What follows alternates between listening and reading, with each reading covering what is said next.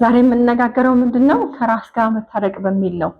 ከዛ በፊት ግን ትንሽ አጠር ያለ ስለራሴ ላስተዋውቃችሁ ማንነኝና ለምንድነው ይሄን ነገር የምናገረው የሚለውን ነገር በተለያየ ሙያ ዘርፍ ታቆኛላችሁ። ዋናው የምታወቅበት ግን በሼፍ ነው። አሁን ላይ ላለፉት 7 አመቶች በሌላ ህይወት ውስጥ በሌላ ሙያዎች ውስጥ ትምህርቶች ውስጥም አለው።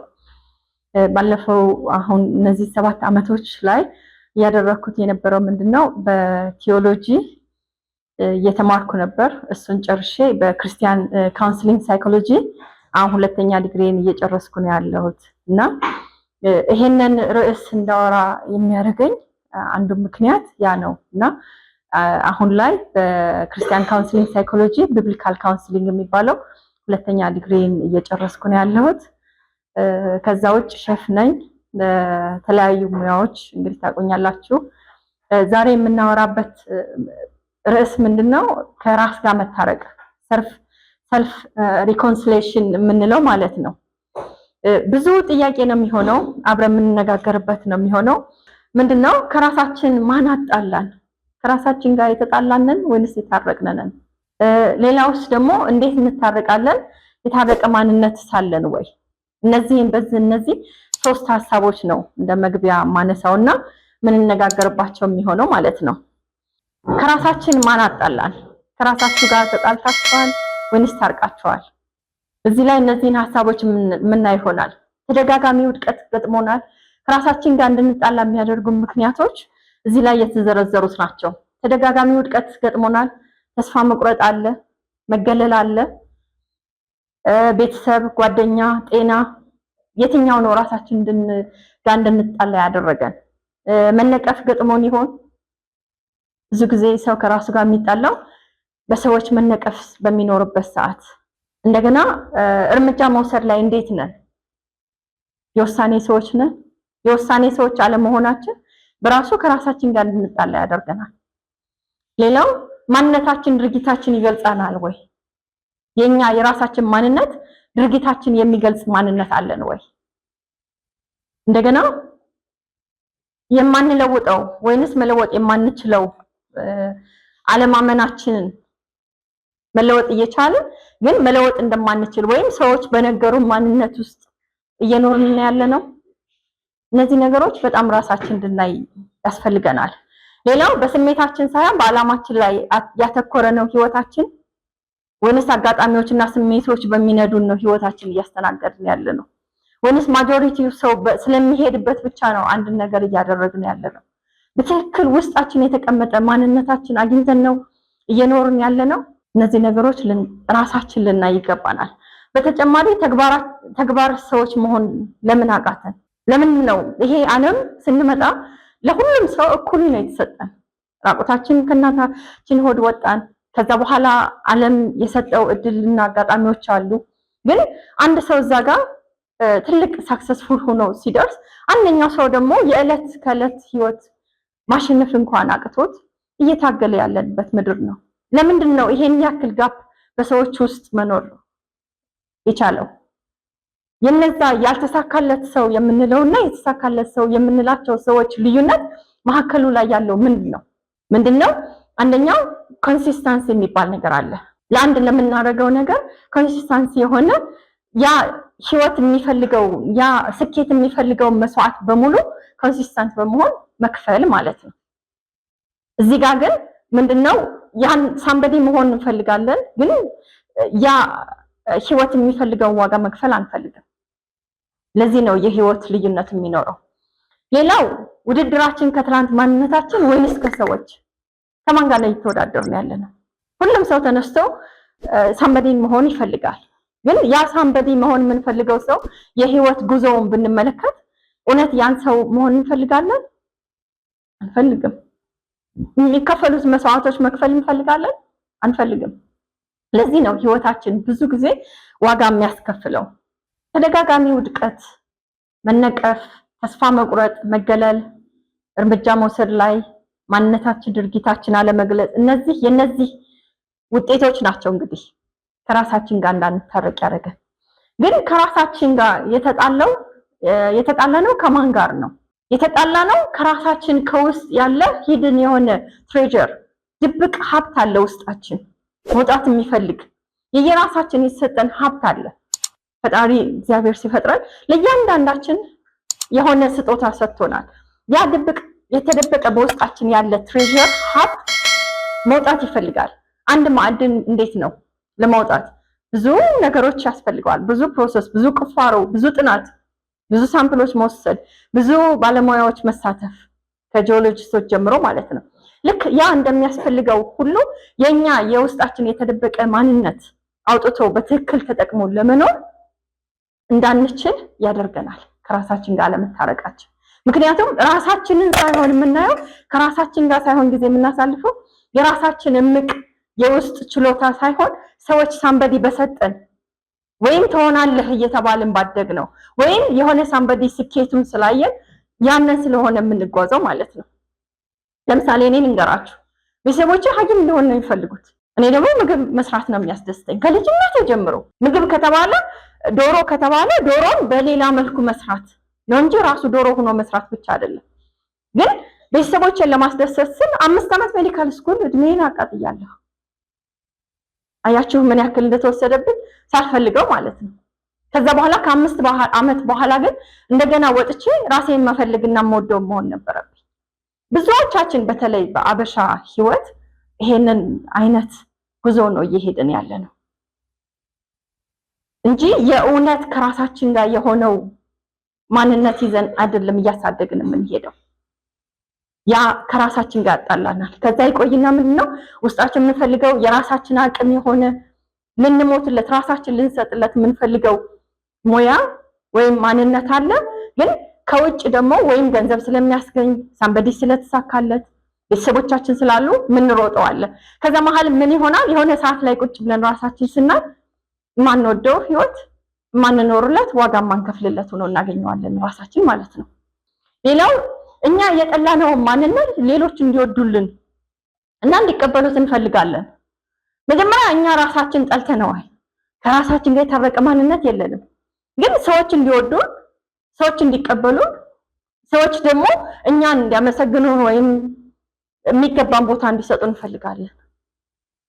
እኛ እኮ የእውነት ራሳችን ተቀብለነው ቢሆን ኑሮ ሳንላቸው ሰዎች ራሳቸው ይቀበሉናል። ምክንያቱም ከኛ ላይ የሚኖረው የደስተኛ ህይወት ለሌሎች የሚጋባ ስለሚሆን ማለት ነው። ሌላው ከተጣላን ምን ያክል ጊዜ ሆኖናል? የተጣላ ማንነት አለን። ምን ያክል ጊዜ ነው የሆነን? አንድ ሐኪም ጋር ለህክምና ስንሄድ ይሄ ህመም ካመመህ ምን ያክል ጊዜ ሆኖሃል ብሎ ይጠይቃል። ለምን? ሐኪሙ የበሽታውን ስር መስደድ ደረጃ ማወቅ ስላለበት ማለት ነው። እኛም ከተጣላን ምን ያክል ጊዜያችን ነው? ማንስ ያስታርቀን? እንዴት እንታረቅ? ራሳችን የምናይበት ለራሳችን የምንሰጠው አመለካከታችን በቀየርን ጊዜ ምን እንሆናለን? ከራሳችን ጋር መታረቅ እንጀምራለን። ሰው ትክክለኛ ሰው የሚገለጠው ወይም ባህሪው ሊሆን የሚገባው 2 ነገሮች አሉ። ምንድናቸው? ተግባሩና ቃሉ። ተግባራችንና ቃላችን እኩል አንድ አይነት መሄድ ሲጀምር ሰው የሚለው እውነተኛ ማንነት ከራስ ጋር የታረቀ ማንነት ማግኘት እንጀምራለን ማለት ነው። ለውጥ እንደሚያስፈልግ እያወቅን ዛሬ መለወጥ ያለብንን ነገር ማንነታችን ለመለወጥ ለምንድን ነው ያቃተን? ማን ይምጣና ይለውጥልን? የተሰጠን ዛሬ ነው። ዛሬ መጠቀም ካልቻል ህይወታችን ትርጉም ያለው ነው ወይ ብለን ማሰብና መጠየቅ ያስፈልገናል። ትርጉም ያለው ህይወት ነው? በትክክል እዚህ ምድር ላይ ስኖር ኖሬ ማለፍ የሚገባኝን ህይወት ነው ወይ ያለፍኩ ያለሁት? ደስታ የማይሰጠኝ ነገር ምንድነው? ለይተን እናውቀዋለን? እነዚህ ነገሮች ማሰብ ያስፈልገናል። ለራሳችን ሰላም የሚሰጠን፣ ደስታ የሚሰጠን፣ እርቅ የሚሰጠን ከራሳችን ውጪ ማንም የለም። ብዙ ሰዎች ለመዝናናት ይሄዳሉ። ግን ተዝናንተው ጨርሰው እቃቸውን ፓክ አድርገው ጉዞ ሊያስቡ ሲጀምሩ ደስታቸው፣ እረፍታቸው፣ ሁሉም ነገር እዛ ጋር ትተውት ነው የሚመጡት። ሌላው ለራስም ሆነ ለሌሎች ይቅርታ ማድረግ። የይቅርታ ሰዎች ነን። ምን ያክል ድረስ ነው ይቅርታ የማናረግበት ነገር? በፍጹም ይሄ ነገር በህይወቴ ይቅርታ አላረግለት የምትሉ እስኪ አንድ ነገር ንገሩኝ። እሺ መስለስ ይቅርታ የማታረግለት አንድ ነገር መግደል፣ ለገደለ ሰው። አዎ ግን በቃ ያ ሰው ሞተ እኮ። ይሄን ሰው ይቅርታ ስላላረግሽለት ምንድነው የሚመልሰው ነገር? ምንም። አይደለ? በህሊናና በታረቀ ማንነት ስናየው ምንም ነው። እንደውም ያገዳዩ ራሱ ያሳዝናል። ምክንያቱም እድሜ ልክ የህሊና እስረኛ ሆኖ ስለሚኖር ማለት ነው። ይቅርታችን በምንም አይነት ሁኔታ ለተፈጠረ ችግር ገደብ የሌለው ባውንደሪ የሌለው መሆን መቻል አለበት። ይቅርታን ደረጃ ወይም ባውንደሪ ስናበጅለት የዛኔ ነው ራሳችን መጣላት የምንጀምረው። ሌላው ያለፈ ህይወታችን መገምገም፣ ከዓመት በፊት ከወራት በፊት ከዘመናት ከቀናት በፊት የነበረው ማንነታችን ዛሬ ላይ የተለወጠ ነው ወይንስ በዛው አይነት ነው እየሄደ ያለው? መቼስ ነው ሊለወጥ የሚችለው? ማንስ ይለውጠው? ራስን በትክክል ራሳችን ተቀብለናል? መቀበል ብቻ ሳይሆን የሚቀየሩና የማይቀየሩ ባህሪያቶች ይኖሩናል። በትክክል ለይተን አውቀናቸዋል? የማይቀየረው እምቢ ያለን ባህሪያችን ምንድነው? መቼስ ነው እንዴት አድርገን ነው ልንቀይረው የምናስበው? መቀየር የምንችለውስ ቀላሉ ነገር እንዴት ነው? ሌላው እኛ ውስጥ ያለ መልካም ነገር ማወቅ እና ብዙ ጊዜ ሌሎች እንዲያውቁልን እንፈልጋለን፣ ሌሎች እንዲረዱልን እንፈልጋለን፣ ሌሎች እንዲደግፉን እንፈልጋለን። ግን በጣም ድካም ነው የምናተርፈው። ድካም ብቻ ሳይሆን ራሳችን መጥላት ብቻ ሳይሆን ሰዎችን መጥላት፣ ሁኔታዎችን መጥላት፣ አገርን መጥላት። እኔ እዚህ ሀገር ስመጣ እኔ ውስጥ ያየሁት ተስፋ እና እዚህ ላይ ያለው ሰው የሚያየው በፍጹም ሊታረቅልኝ አልቻለም ነበር። በዛ ሰዓት ግን ምንድነው እየወሰደኝ የመጣው?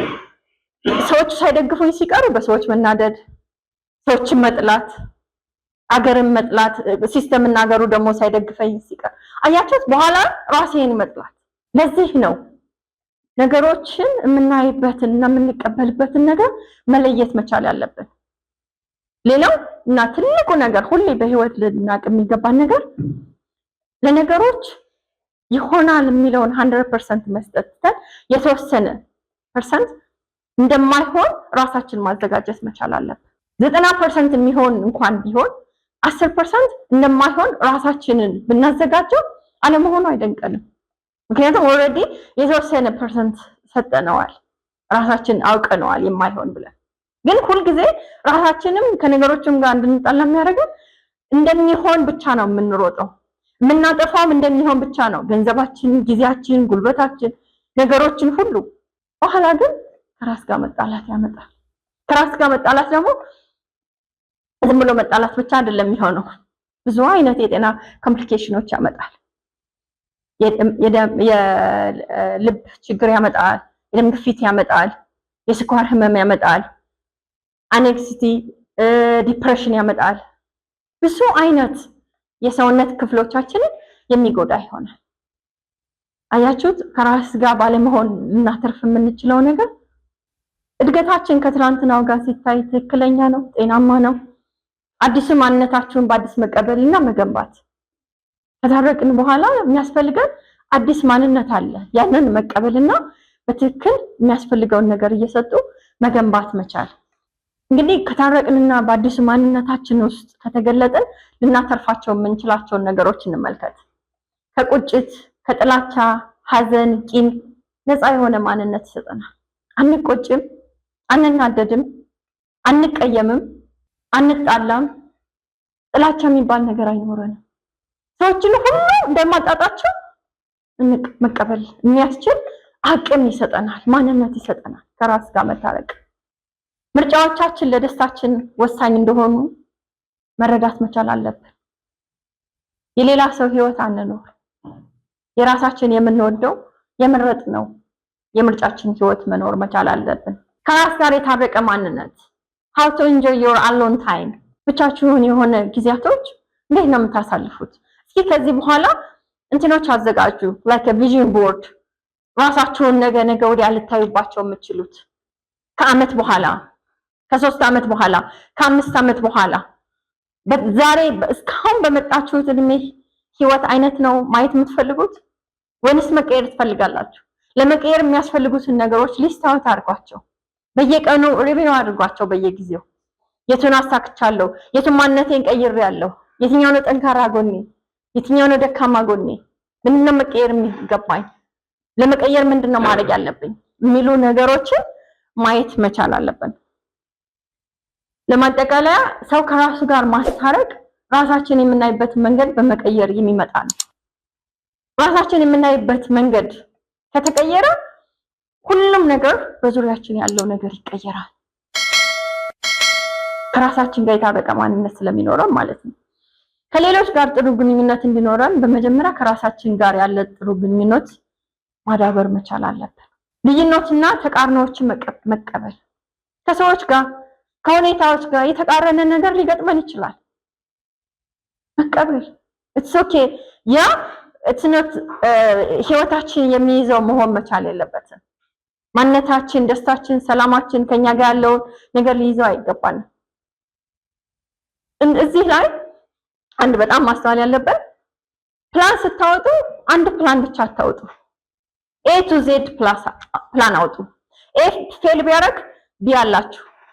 ምንም አይገርማችሁም። ምክንያቱም A to Z ድረስ ነው ፕላን ያወጣችሁት። ቢ ፌል አደረገ it's okay ፕላን ቢ አላችሁ። ቢ ፌል አደረገ ፕላን ሲ አላችሁ። ያኔ ምን ትሆናላችሁ? ከነገሮች ጋር የምትጣሉበትን እንትን ያስቀረዋል ማለት ነው። አንድ ንግድ መነገድ ፈለጋችሁ አንድ አይነት ብቻ አታድርጉት። 2 3 4 5 በዙሪያው አብሮ ሊሄድ የሚችሉ ነገሮች አስቡት። ብዙ ጊዜ የምንሰበረውና የምንጎዳው አንድ ነው ቢበዛ 2 አማራጮቻችን በህይወት ከዛ አለቀ። እነሱ ሲዘጉ አብሮ ተዘጋ ህይወት። ብዙ ሰው የተማረ የሰው ኃይል አሁን ላይ ብዙ ነው፣ ግን የተሰበረው ስንት ነው? ለምን ተሰበረ? አማራጭ ያለውን ነገር ይዞ ስለማይወጣ። አይ አካውንቲንግ ነው የሚያዋጣው ዘመዱ ወይም አክስቱ ወይም የጎረቤቱ ወይም እህት ወንድሙ ወይም ቤተሰቡ ሲማራየ ወይን ትሆናለህ ተባለ፣ ገባ፣ ተማረ፣ በቃ ሌላ ህይወት የለውም። አካውንቲንግ ብቻ ነው። አካውንቲንግ ስራ ካላገኘ በቃ የዛ ሰው ህይወት አለቀ። ለምን ነው ዛሬ ሰዎች ራሳቸውን የሚያጠፉት? አማራጫቸው እይታቸው አንድ ነገር ብቻ ነው። ከራስ ጋር የታረቀና አማራጭ ያለው ነገሮች መውሰድ ስለማይችሉ ነው። ይሄን በጣም ልናስብበትና ልናየው ይገባናል። how to be alone but not lonely። ብቻችን እንዴት ነው የምንሆነው? ብቸኛ ሳንሆን። ብቻችን እንዴት ነው የታረቀ ማንነት የሚኖረን? ብቸኛ ሳንሆን። ብቻችን ነን ግን ብቻችን ሳንሆን እንዴት ነው ይሄን ነገር ማስታረቅ የምንችለው? ለምሳሌ አሁን እኔ ብዙ አመት ባሎችን እዛ ሀገር እያለሁ ብቻዬን አሳልፋለሁ። ብዙ የልደት ቀኖችን ብቻዬን አሳልፋለሁ። ግን እንዴት ነው ብቻዬን ሳልናደድ ሳላዝን እዚህ ያለውን ነገር አስቦ በመከፋት ሳይሆን ሊሆን የሚችለው?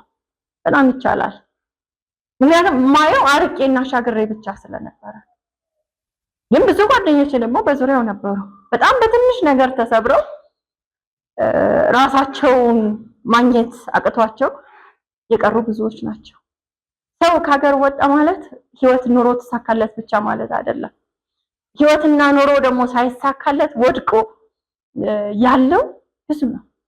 ዛሬ ሶሻል ሚዲያው እየገለጸው ነው ያለው። ያደጉት ዓለም የሰዎችን ህይወትና ኑሮ ለምን ስንል ከራስ የታረቀ ማንነት የለም። አማራጭ የሚባሉ የህይወት መንገዶች ስለሌሉ እንደገና ስኬት የሚፈልገው ዋጋ መክፈል ስለማንፈልግ ህይወታችን የማታ ማታ ዋጋ አስከፋይ ይሆናል። አሁን እንግዲህ time to be strong to walk alone።